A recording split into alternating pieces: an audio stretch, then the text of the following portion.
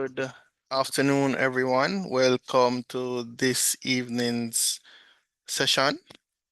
So, with us, we have Mr. Wayne Beecher. So, this webinar, it's about going from vision to value and perfecting your business model. So, Mr. Beecher has more than 20 years of senior management experience spanning the public and private sector, where he has developed expertise in strategy, innovation, project management, and technology application. He is the founder and CEO of AltCatlayst, a professional service firm whose mission is to identify, inspire, and catalyze the next generation of human-centered design innovators. His most recent assigned was the management of a portfolio of development innovations for the Multilateral Investment Fund, the Innovation Lab for the Inter-American Development Bank Group. Since leaving the IDB, he has been applying his energy and skills to seed and accelerate several innovative entrepreneurial ventures. He has also undertaken several impact-oriented assignments with global and regional development partners to unlock the entrepreneurship and innovation ecosystem in Jamaica and the Caribbean. Ladies and gentlemen, please welcome Mr. Wayne Beecher. Hi, good afternoon, ladies and gentlemen. How are you doing?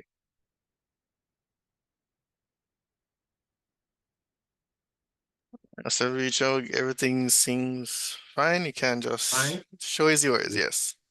Okay, great. You can see the presentation? Yes, I can see it.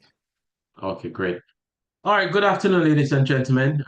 This afternoon, I'm just going to give a brief discussion or presentation on the business model design process, and introduce a couple of tools to you that we use in the business model design process.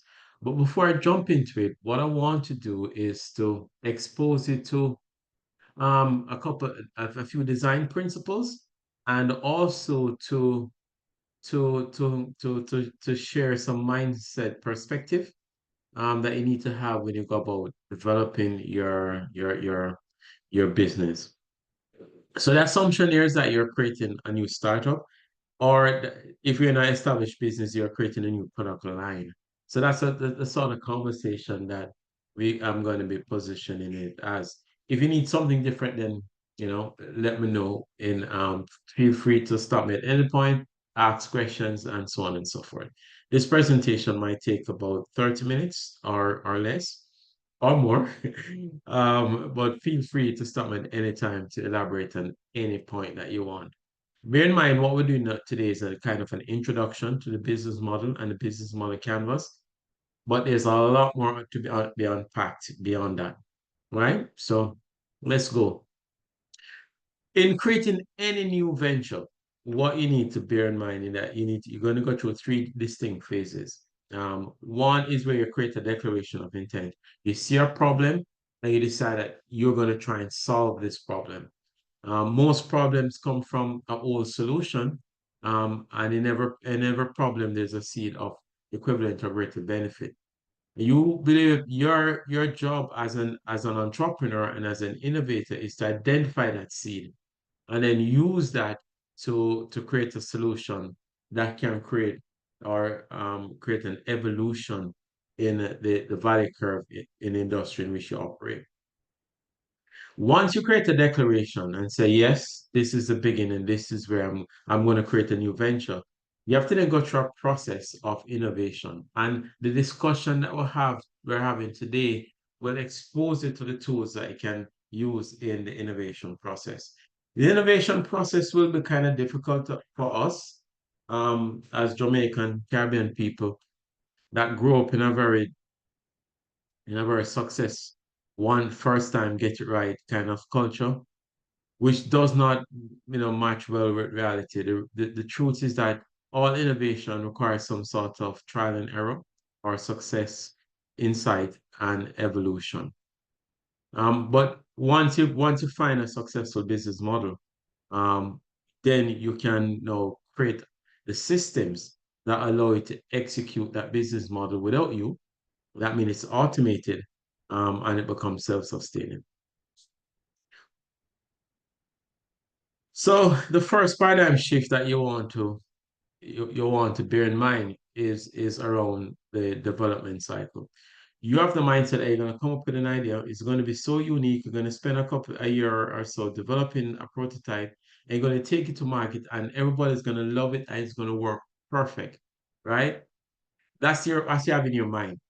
But nothing could be further from the truth. And I'm experiencing this now because what I run is a venture studio. So I create startups and I'm very good at the business model. So I create beautiful business model and I take it to the market, and then you get punched in the face. Right now, we're renewable energy startup that in design, it is so cool. But in every step of the value chain, I'm being challenged from I've acquired a customer, so we're growing, but the financial arrangement that we're putting in place is not working as smooth. The supply chain arrangement is atrocious because of the global supply chain issues. So most of the assumptions that were put in the initial business model is just not working. So what you'll find is that this innovation process requires you're spending a lot of time failing and learning from failure and evolving the business model, evolving the product idea and to grow. Some persons might think that failure is a bad thing, but in the true spiritual sense of the word, the obstacle is the way. In meaning, if you're going in the right direction, what you're experiencing as you meet challenges is the indication of which way to go and which way not to go. And so that is something you need to bear in mind. So it might take a little longer. The other paradigm shift that we need to clarify now is we're talking about business models today. Some of you would have been familiar with business plans, two different set of instruments. The business model we described today is really a one-page, you know, canvas of what your business plan could be like, at the initial stage.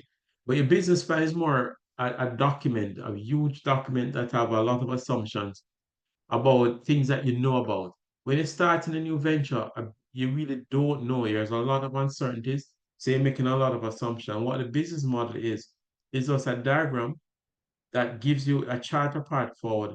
I want to set up assumptions that you're going to go there and test and prove. Once you have proved those assumptions or not, and you pivot and you get validation from the market, you then know an established company. And so you can write a business plan based on known performance, and so you can make a more educated guess. So a business model, what we're going to discuss today is more for startups, and a business plan is more for established companies that are mature and have a legacy of performance. And so just to reiterate the point, what a business model, what an entrepreneur use or a startup is a business model, and it is used to really test assumptions and to help the business to grow and scale rapidly. What established companies are business plan and they use it to execute in a more linear fashion because at that stage the company would have gotten to a more mature level. So when we talk about business model, so the rest of the conversation now is around business model. So what is a business model, right? A business model is just a simple plan that tells you how you're gonna, acquire customers, how you're gonna generate some sort of value for those customers, what products or service you're gonna provide to them, how you're gonna generate revenues from those products and services, and if you can do so in a way that is profitable, that your revenue, is greater than your cost. So that's basically what a business model is. And then to represent that in it now is what you call a business model canvas, which is like a one-page business plan because this is it. It tells you how to create value for your customers, how to deliver that value, and how to capture value in terms of your bottom line. It tells you who you're serving, so the customer segment, how you reach them, and how you serve them and keep them. It tells you what you're going to offer to them, and it tells you how you're going to provide that offer and how much money you're going to make from that offer. So it's a customer, the offer, the infrastructure, and finally, your financial viability. Yeah. So this is an example as to what a business model canvas looks like. It's really it has 9 key elements that you need to consider. One is a customer segment, which is a target market that you're going to be serving. You can, and really to get to this customer segment, you need to do some work before you get here because you want to identify who the customers are, what are their buying persona, what are their disposable income, where they live, all the demographic information, what's their spending pattern, and so on and so forth. And then you want to identify a niche in that customer segment or in that industry that you're serving that is unserved and that you think you can target with a solution that relates to their problem. The second element of the business model canvas is the value proposition, which is really the value or the experience you're going to deliver to the customer segment that you identify. Um, in other words, it represents your products or service or your offering to the customer. The other segment is element of the business model canvas is a channel or your distribution corridors. How do you actually get to the customers, right? Are you going to communicate to them? Are you going to sell to them? Are you going to distribute your products to them? And then once you acquire the customer, you need to keep them. So your customer relationship is the next key element of the canvas. So, and then all of this segment of the canvas represents your value generation, right? So you create the value and capture the value by looking at the revenue streams you can capture from the customers you identify and the products and services and the experience you're going to deliver to them. On the other side of the canvas is your key resources, which represents assets that you need to have in order to deliver your value proposition. I'm going to discuss some of those potential assets. And then what key activities you and your team will execute on a daily, monthly basis in order to deliver on the offer that you have in your value proposition segment. And if you're not doing it in-house, what are the key partners you need to partner with to offer this service and how much it's going to cost you.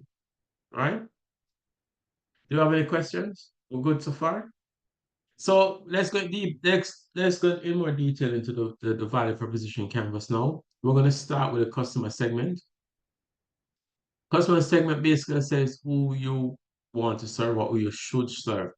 And you need to basically be able to validate that this is a customer segment that's attractive to you. There are a number of theories and principles that can inform the decision as to which customer segment that you're gonna serve. It could be a kind of strategic analysis that you do, or you could use the blue ocean methodology, and you could use a value proposition canvas to understand in detail how you're gonna identify a segment of the market that you can enter and serve in a viable way before the existing players in the industry come at you. So you really want to first identify a kind of a market niche. If you can just serve one customer persona in that niche, and then scale your business from there.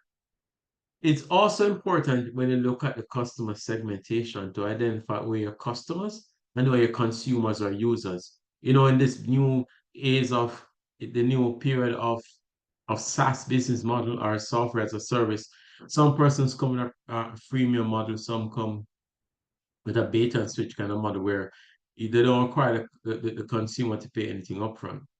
But for you to have a viable business model, you must be generating revenues from your customer in one way, shape, or form. Either they're the customer or they're the consumer on a product offering. So, for example, um, the customer, who is the person paying for baby products, are the parents, right? So they are the ones that will actually be, and this could work for snacks as well. They're the ones who have the purchasing power to actually pay for the product. But the consumer or the user is really the child. Yeah. So in this way, in this segmentation, you have to actually identify where your consumers and know your customers. I know are you gonna market to them or are you gonna motivate them to purchase? Another a key tool to use as well is a customer profile, whereby you identify all relevant demographics and data information and data points relevant to the customers, their income, if it's a B2B, a business to business, their turnover, what goals and challenges they're experiencing, what job they need to get done, what are their purchasing habit, what are their disposable income, age, and demographic profiles, and so on. Because what this allows you to do is to create what is called a value proposition canvas and a customer persona. And this is important because this is how you understand what the customer is trying to accomplish from consuming your product or service and if they're willing to pay for it, right? And how you can actually go about creating motive or motivation for purchase from this customer. Okay, you understand it. And this is what all the data rush is about now. That's why you can get free data, free service from some customers like Google, because they want to understand the data and they can sell that my consumer insight to other purchasers. So we talk about value proposition. Um, I mentioned it a while ago. The value proposition canvas actually identifies the needs of the customers that you want to serve, and the value proposition is actually the benefit and the experience that you're going to deliver to the persons. Persons call it the product and service and so on. But you have to be careful as to how you go about, defining what your value proposition is, and you're going to spend a lot of time in that trial and error phase to ensure that your value proposition actually nails the problem or provide a good enough solution to the problem that the customer have. And this is going to be where you spend most of the time in developing your business or your venture. Just a key point here because and this is what I want you to understand around value proposition. The the value proposition dimension you go, the greater the value you can derive from it, or the greater the price you can charge for it. So a lot of what we do in Jamaica, particularly in the agricultural sector, is a commodity play. We sell the raw cocoa beans or the raw coffee, or we sell away the raw banana or the raw yam, and the raw sugar cane. But those are just commodity, and they command the lowest price point and they deliver the least value in terms of what the motivation and appeal to the customer, because a commodity is just a commodity. You can add value to it, the commodity, by processing it and transforming it into a product. So if you take Jamaican coffee, Blue Mountain coffee, for example, you package it and you roast it, dry it, and have it in a state that somebody can actually use it at home, it becomes a product. It's a little bit more expensive than a commodity. But above the product is a service. So if you can go to a coffee shop now or you go to a restaurant and they can serve you a cup of coffee, the marginal return on a cup of coffee is greater than what you get from the product and even thrice what you get from the commodity. You can buy a pack of Blue Mountain coffee for $1,500. But if you go into a restaurant, you're gonna get one cup for $500, I don't know, $750, just one cup. And a package could probably make about 10 or 15 cups. So you can say the premium that you're putting on the service by being served a nice cup of coffee in a restaurant, the aroma and the smell and everything.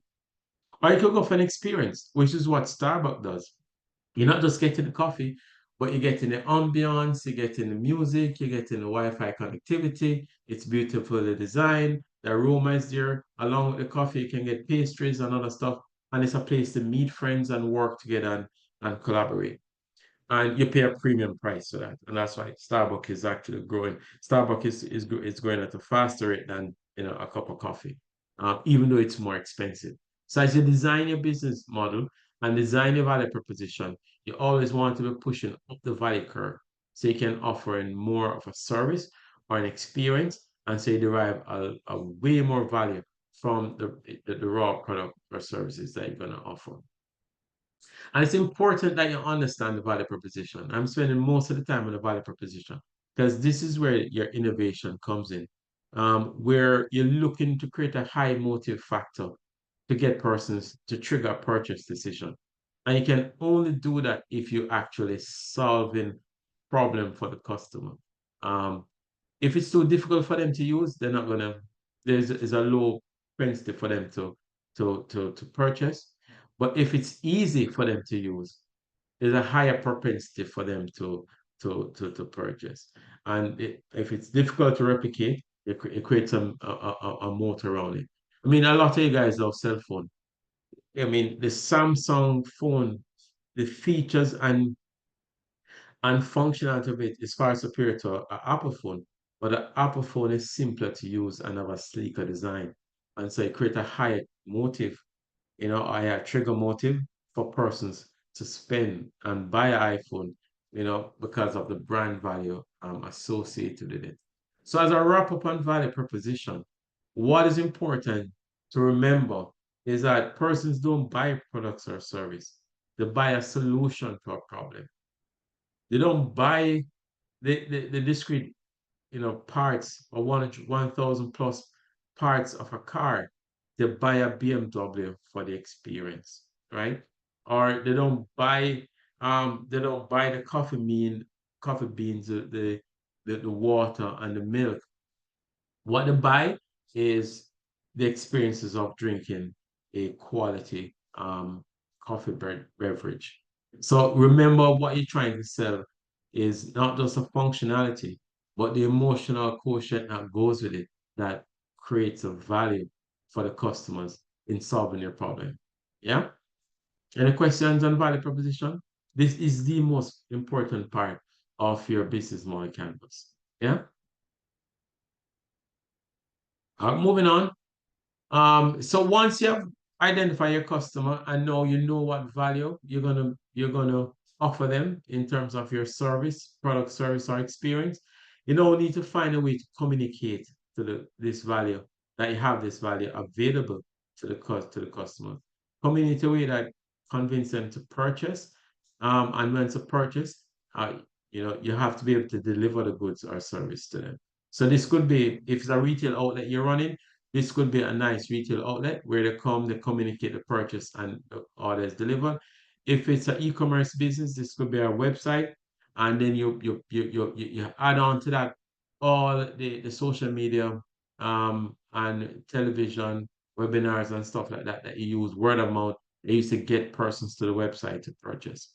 This is important because if you have a value and the customer doesn't know about it, there's no way you're going to generate any sales. So here are some basic channel strategies for you to consider. It could be an online marketplace. It could be a brick and mortar store, as I indicated, a retail outlet, a restaurant. It could be an e-commerce website as well, or you could use social media networks and a social media campaign to build awareness and for persons to actually to access your products or services. But I think the most powerful one, even in this digital age, is word of mouth referrals.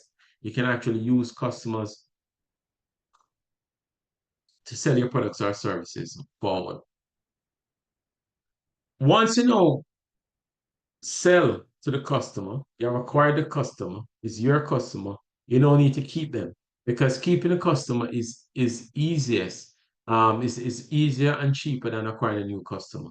So every customer that you sell to, it means that you've acquired them, you don't need to find a strategy to keep them. And this is where your customer relationship comes in. Customer relationship basically, say, oh, you're going to establish and maintain some sort of engagement, some permanent engagement with the customer, and or you're going to, build loyalty and stop them from switching to other products or services as the market try to catch up to you and compete with your offering.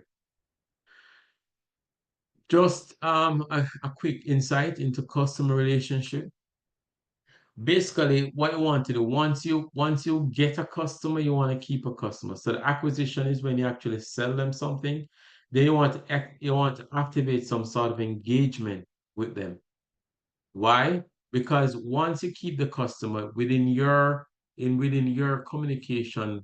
um communication ecosystem, you can actually upsell them to to sell them more products or service, or sell them a next version of your products or services, or you cross sell them or refer them. Ideally, what you want to do is to have such a great relationship with your customers so that they become a part of your marketing system because they know use word of mouth referral to bring other persons to you. And then if you combine them both now, you create what is called your customer journey, where you look at all the tools that you can, you know, orchestrate in concert to build awareness about your products or service, get the customers to consider it, actually activate and trigger and execute the purchase. And once the purchase is done, to retain the customers and then get the customers to be your advocate by making referrals on your behalf and actually defending your product. So they become loyal customers to you. Right? If you want, we can spend a little more time on this at another time. But this is your aim when you're looking at creating and capturing value from your customers. Let me continue. On the other side of the business model canvas, once you have actually captured the customer attention and you're offering a valuable value proposition to them in terms of the goods or service or experience that they want to acquire, you now need to be able to deliver that. And so this is the infrastructure side of the business model canvas now, where you're looking at what assets you need to deliver on your value proposition. It could be an intellectual property, it could be some key human resource that you have, it could be a physical plant or a factory, it could be financial assets that you're going to be using, but in the modern world, some of the most, and in the digital space, some of the most powerful resources you'll need or assets is your brand. Because brand creates an emotional attachment to your company. You also want to be seeking to have network effects by creating a social or community kind of engagement around your products or service. And then you want to have a strong technology platform. We don't use technology a lot in Jamaica, but it's something that we need to use now because what technology does, it gives you the ability to scale your business with minimum marginal cost. Yeah. So we can have a full day lecture on that, but technology is something that should be embedded in any business. I know if you're selling sweetie on the roadside, you should have a technology platform enabled. The next part of the infrastructure that we're looking at in the business model canvas is the key activities. And the key activities are the daily activities that you need to do to actually deliver your value proposition. So the assets give you the capacity, and the activity is what you actually do operationally to deliver on your thing. So if you're selling sweetie, every day you need to go out there and sell, you need to acquire a customer, you need to do financing, you need to go to the hardware, to the wholesale to buy more sweets and so on and so forth. So you always need to be looking at what are the key activities you need because it carries a financial cost implication to it as well. And then finally, on the infrastructure side, you're looking at key partnership. So the capability to deliver on your value proposition can actually be done through you, through your own resources and your own activities, or it can be done through partners, right? That will actually extend your capacity to beyond without the associated costs. Um, to give it a capacity to reach more customers and to scale quicker, right? So, I mean, there are a number of partnership models that you look at. One could be just a strategic alliance between two non-competing companies. You control a part of the value chain, they have another part of the value chain. Or it could be you decide to cooperate um, to, to, to generate some economic scale within the same industry in the same space, just like how the bankers of the Bankers Association and they collaborated to create the ATM back in the day, the multi-link platform for the ATMs.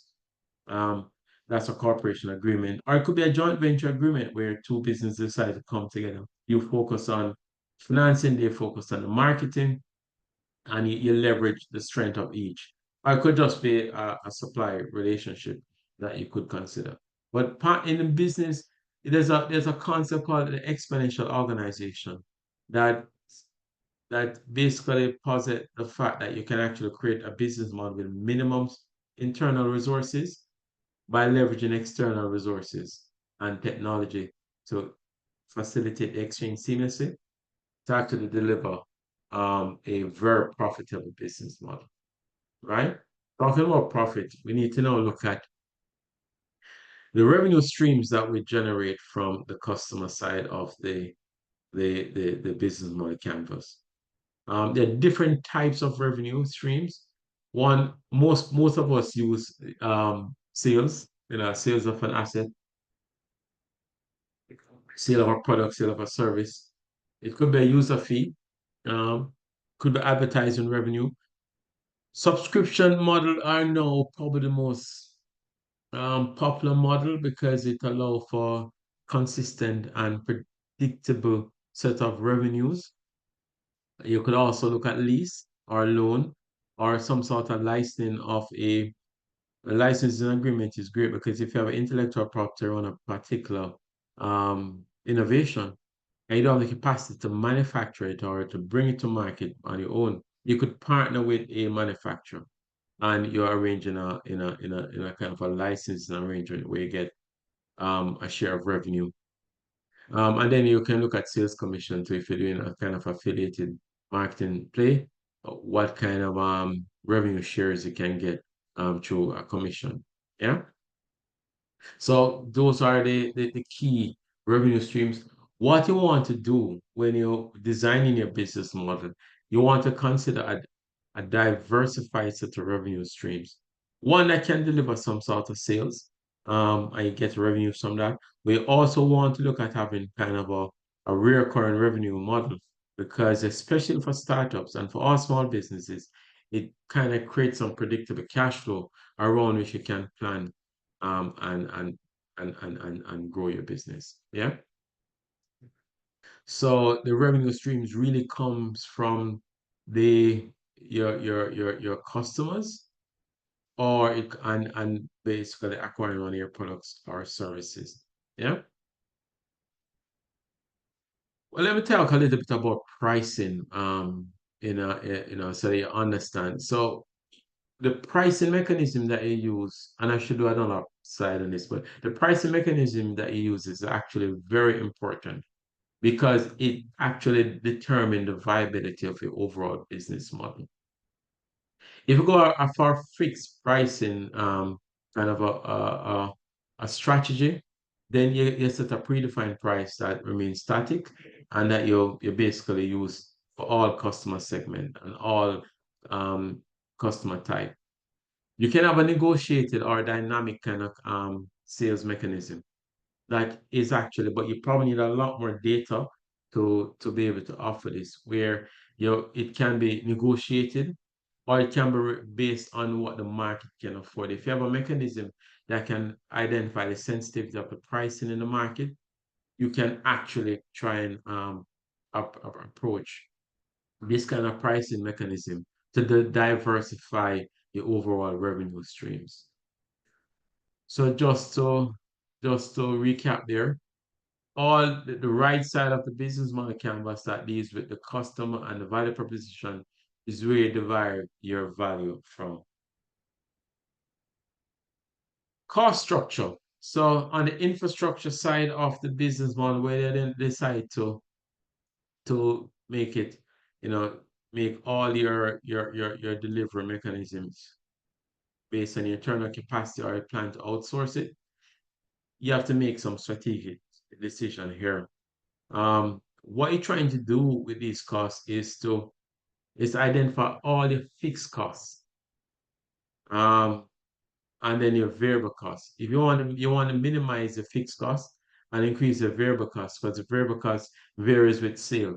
And what that allows you to do is to achieve some sort of economics of scale much quicker in the business development life cycle. So the strategic decisions you have to make here is about whether you're going to be a cost-driven venture or you're going to be a value-driven venture. So a cost-driven venture seeks to minimize costs, and you're definitely going to be pursuing a low price kind of value proposition or offering there. Or value-driven, which focuses on creating value. And what you're doing is you're focusing on creating a premium product offering in that case.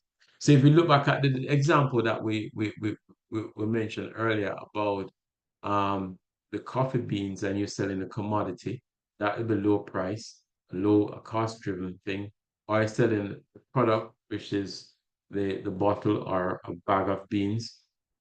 Those are more cost driven kind of strategy. You go for value driven or you're going to add more costs to the structure because you have somebody to offer the service, so it's more cost. But you're offering the service at a premium. Yes. So that is a key consideration that you have to bear in mind as well. Yeah. And so that's where you have to actually kind of go about structuring your decision-making process as to where your value lie and what costs will underlie the delivery of that value. And so this is where your costs, just to summarize your thing now, this is where your cost is driven from. Your cost centers come from your resources, your activities, and the partnerships. Most of your partnership cost structure would be variable. Most of the internal resources would be kind of fixed. And this really takes us to the end of the business model canvas, but I just want to give off a word of caution that every business model design will look great because you know you kind of create it in mind. But the truth is you won't be able to know if it works until you go out there and rigorously test it with real customers, right? So each aspect of the business model canvas, those 9 elements that I told you about, it has to be subject to some sort of rigorous test with real customers in the field, in market condition. And so you can actually know that if you can derive some sort of value from this. And that basically, this is basically a summary of what the canvas is. 9 elements. Start with the customer segment, then the value proposition. Identify what channels you're going to use to deliver your value to those customers, and you're going to keep the customers once you retain them. And that kind of help you to derive your revenue streams. And then on the other side of the canvas, which is the infrastructure side, you look at the key resources or the assets you need to deliver your value. And you look at the key activities you also need to perform on a daily basis to deliver that value. And if you're not delivering it yourself, who are your partners that you're going to work with to deliver, to assist you and deliver your value proposition? And that derives your cost structure. And so what you need to know is to make a calculation so whether your revenue or the revenue streams that you have defined is greater than the cost structure that you will use to deliver on on your value proposition. And I'm going to stop there for now and see if there are any questions and if you need any examples of business model that we can use. All right, so Alyssa in the chat, she asked, um, does intellectual property include, or if it can include your logo and business name? It You can trademark your business name or your logo. So that's a part of the intellectual property. But you want to go deeper than that. You want IP to be um part of your key resource or your asset that delivers some value or allows you to generate value in a more efficient or productive way. So normally around some sort of design, um, which is more effective in a patent. And if you build a really, really strong brand, then of course your logo would be another a kind of intellectual property that you could leverage around your branding. And we just since we have a shy group here, so this is Google's business model canvas, right? Your customer segment. the value proposition. We're just going to look at the value capture, value creation and capture part of their business model. So everybody know Google. So here there are persons, users who search for any information they want. And this is a site that most of you know because they are users. You all of us are users. As you open your browser, Google search page come up, right? And so there are billions of users. The next customer segment is the advertisers. So the advertisers actually pay for the service because most of us consume the service for free. So you as a user of Google is really a consumer. The advertiser is their key customer segment because they're the ones who pay for the search. And then the other customer segment is actually the content providers or the content owners. And they are a key resource. They are a key partner. They're a key partner and they're also a customer. Because the content owner is actually the ones who create the results of the search that you will search for. So you search Google for anything, it spins up the content generated by other persons who become key partners, right? And so this is how their model works together seamlessly in terms of their three customer segments actually delivering a value. What that value is? Fast, free search. That's what they're selling. And they're selling that primarily to you, the user. What they're selling, but because it is free, they generate a huge customer base. Because almost everybody with access to the internet and have a mobile phone or Google Chrome will be a part of the user base for Google. And because they have a large user base, that's a lot of eyes and a lot of attention, they can sell the search results, the ads to the advertisers who pay. And they can sell the display ads. So, sometimes you have the banner ads, they can sell that to the customers as well. So, what they have done in this model is to create three revenue streams. One is a freemium because but the other is the ad revenue that they sell to the advertiser, and then the other is the display ads that they sell to small businesses who can want to put a banner ad on a particular website. So this is a simple business model, but it's almost $1 trillion company now, right? So they don't create all the content. What it is what I call in this terminology is what it's called a platform business model, where they're attracting you, the user, matching you with the content provider, and selling that to the advertisers. You pay for the services that you consume for free. So in this, if you look at it in a very technical way, you as a user that use Google is the product that they sell to the advertiser. And that's why it was natural for Google to acquire all the attention-seeking social media platform. And you'll find that most persons in this kind of business will want to acquire that sell ads. They want to acquire all the attention-grabbing social media platforms that allow you to get attention and sell it to the advertisers. So I think Google owns Facebook. Sorry, Google owns YouTube that they're able to sell for, they're able to acquire for premium, but they have made back that money hundreds of times because they have the attention and they have all the search algorithms that they've used here for their key resource, and they continue to research and develop and perfect it and use AI to understand your psychology and feed the relevant content continuously. Yeah.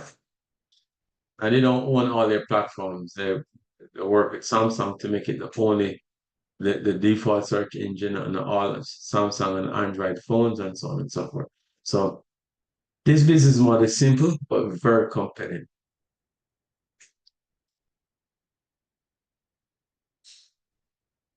We're good? Yeah, Any thanks, Neil. questions? I mean, all the time we use this product and we don't even think about how they're making money Yeah, from us, right? exactly. I didn't even consider that they bought YouTube in order to, you know, see what we're searching for. Yes. I know that they sell the businesses um ads, you know, to put their websites or their thing high up in the search ranking. Okay. So you know the sponsor, you see the sponsored search results that's paid for. I think Dwayne have his hands raised, Dwayne. Alright, doing it can go ahead and unmute. Okay, hello Wayne.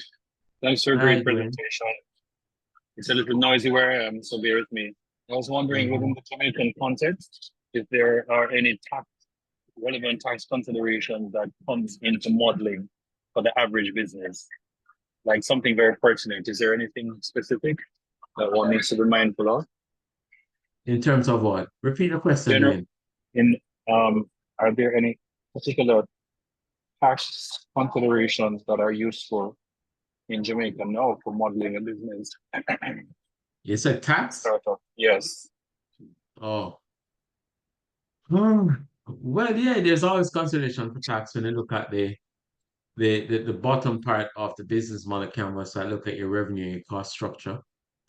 You want to be as tax efficient as possible. You don't want to avoid taxes, but you want to be very efficient. You know, you go about um structuring your financial arrangement so that you're tax efficient.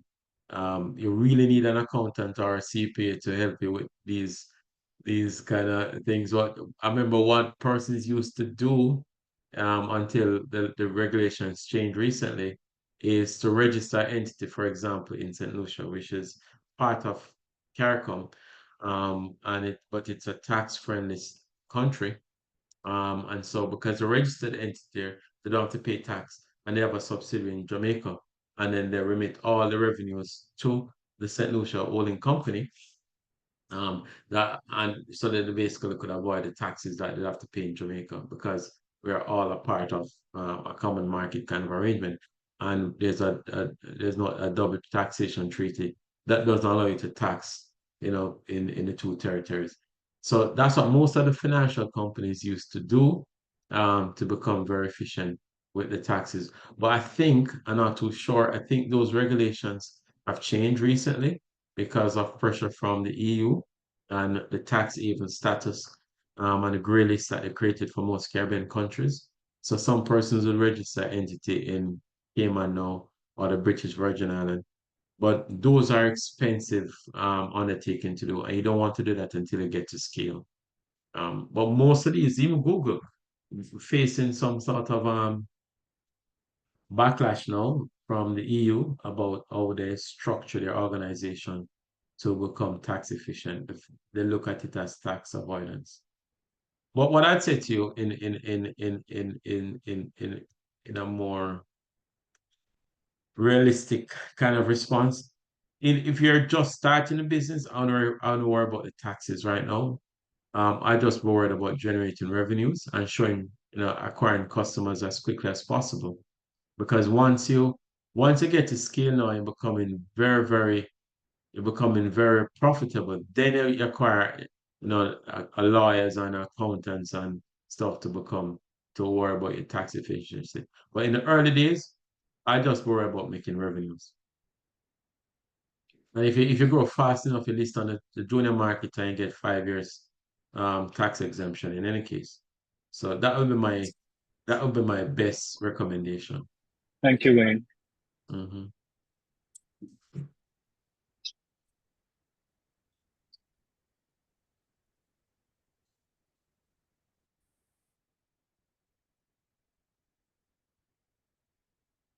Any other questions? And guys, you remember, like, what was the name that I saw? Sean Tabor. She said that she likes the approach of retaining your current customer you acquired and let them do the networking based on the quality service you provided them. And she also says she has no questions. It just puts the mind into a creative mode in thinking as to the next step with an income generating goal creation. And that is true because The business model is really what is used as a brainstorming tool. You can take the same thing that the same business model Canva, put it up against a wall, get your sticky pads, and just keep writing information as it comes, guys. Anything to add, Wayne? No, absolutely. You nailed it.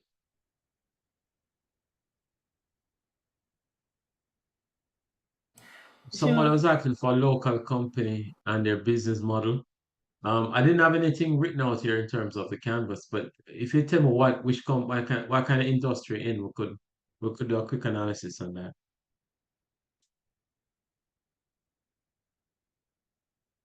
You want to look at Quartz? Quartz is an interesting proposition because Quartz is really a furniture company. So their customer segment is mostly they have customers for first time customers who are purchasing their home, and so they're looking to to to acquire furniture for their home. And then you have returning customers who probably go about 4 or 5 years and they want to renew their thing. But they're also looking at a value segment because they're looking for persons who probably can't afford that purchase upfront. So part of the problem they're trying to solve is affordability or access to quality furniture. So they're offering the financing with that. So if you look at their value proposition, is they're offering the furniture and they're offering financing and they're also offering the delivery as well. And so their revenue streams would be, um, sale is a one-off sale.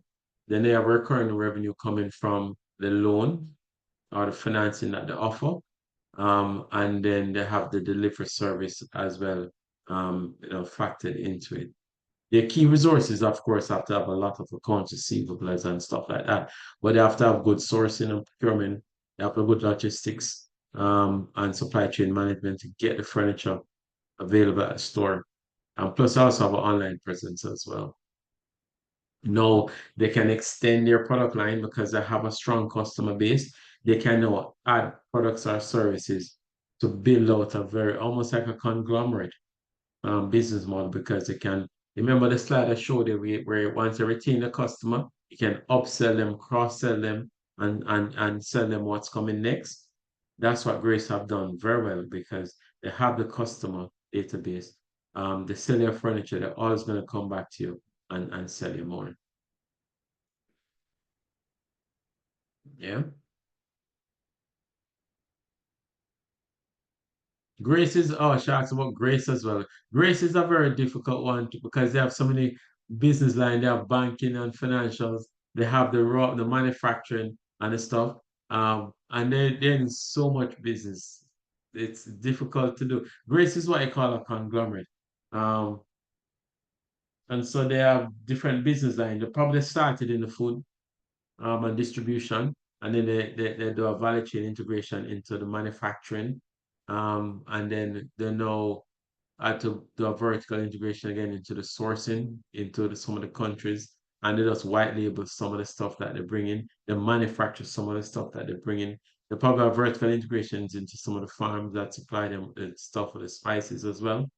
And because everybody have to buy food. Remember, they started out as a value brand for persons to be able to access, commodity food as a commodity. But I think what they know, they use that database and the upsell. So they probably offer them financial products as well, and services. And then they decide that they can create their own bank because they have so much cash. So now first global bank, then they create a capital market for high, value clients and so on and so forth. So what you see is that they have evolved their business model for over the 100 years that they have been in existence. So what they started out as is probably nothing like what they look like now. Yeah. What they have done very well in terms of the business model analysis is to retain their customers.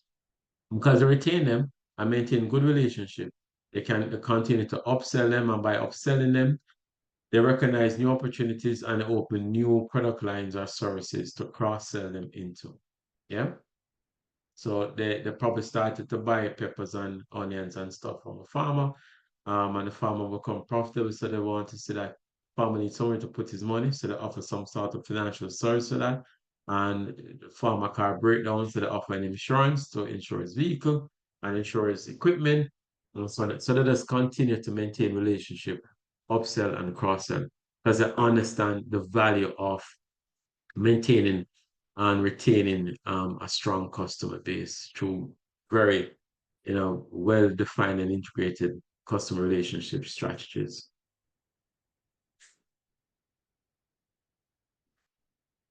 Any other questions or comments? Well, Shamar Barrett was asking if you could elaborate on the 5-year tax exemption. On the junior stock market. So the government created an incentive to create access to financing for high growth small businesses. So if you're growing rapidly and you need access to financing, equity financing, you can list up to a minimum of 20% of your business on the junior stock exchange. The junior stock exchange is like a special instrument that the government create on through the Jamaica Stock Exchange. What it gives is a tax year, it's a 10-year tax kind of incentive. The first 5 years you pay no tax, no corporate tax. And then the next 5 years, you pay 50%. A number of companies, that's why the junior market has grown so rapidly. Um, and you have so many, and the stock exchange in its entirety has grown, was the fastest growing stock exchange for like 3 years back in 2018 and so on. Because a lot of companies use that as a way to be capital efficient, to be tax efficient, but also to have access to capital to grow their businesses. Yeah, so it's basically free, no tax for the first 5 years of listing on a junior stock exchange. I think you can raise up to $500 million, but I think the government lifting that cap now up to $750 million. So it's a very attractive proposition if you're designing a business that you want to grow rapidly. The Dermont went that route. They are now a billion-dollar company. Access Finance was the first to use the facility. They are now worth billions of dollars, and many more that have gone through that process and been very successful.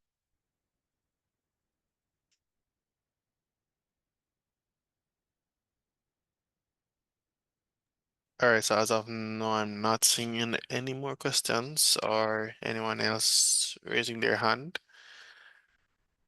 So, all right. What I'll say to you guys, allow me to say that if you want to learn more about this, stick with UCC and the BDIC. And there's also what we're trying to do is to encourage a lot more companies to be very innovative, to use this kind of scientific approach to build companies that can grow and scale rapidly. And in that mindset, right, we're trying to identify companies that are very innovative. My personal mission is to create a billion, is to create or facilitate a unicorn, which is a company, a startup that goes on to achieve $1 billion valuation within its first 7 to 10 years of operation. And so we're putting in a lot of guardrails now to create very innovative ventures, or if you identify one with innovative potential, to get them to scale and to grow. Using Jamaica as a kind of a testing ground because we're small, we have the numbers, but we can test good business models there. And our environment is actually so difficult. It's a perfect space to test a business model. And if it works, we can then scale it to the rest of the region and to the United States and to Africa that have the capacity to give you a valuation of $1 billion. So I'm making this personal appeal to identify persons who really want, we're not talking about small business, no, we want to take small. You're perfect. But what we're looking for are the companies who really want to grow and scale global businesses. I want to set up an arrangement to come and talk to me. Um, and also in that mind, we're having a conversation around really innovative companies on the 20th of November. We're going to be at the turnover. We're creating an Impact Innovation Summit. So I'm going to ask Daniel to just share the details of that with you guys. So you can come and have a conversation with unicorn creators out of Africa, unicorn creators out of the, within this region, and give it that can actually provide some of the technologies that you need to grow a business like that. And then some of the funders who will look at innovative financing businesses. We're actually going to be solving. We're going to demonstrate that we can use this methodology to create innovative businesses. So if you're in the fintech space, this year's focus is on fintech, but you should still come because you're going to be exposed to the rigors of the innovation process, and it's going to be very exciting. So you should stay tuned. I'll send the details to Tennille, and she'll share with you guys, and you should register and come. It's going to be both in person and it's also virtual for those of you who have to work.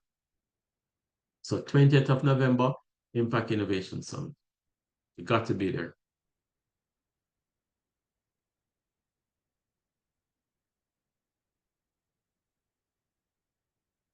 All right, sounds good, Mr. Beecher. We'll definitely send out that information to our mailing list as soon as we get it. All right, so we'd like to thank you for this wonderful presentation. It will be uploaded on our YouTube channel for anyone that came in late or have missed it. So our YouTube channel is youtube.com/at UCC BDCI. And it has all our previous webinar. Yes, it was recording, and it has all our previous webinars, and this one will be uploaded by next week, so you can look out for that. All right, Mr. Beecher, once again, thank you very much for this this informative presentation. I'm sure everyone here benefited from the information, and you can expect some BDCI gifts coming your way in the mail soon. So we're looking forward to working with you again in the future, and we'll just end the meeting here. All right. My pleasure. Take care. Have a great day, guys. Thank you.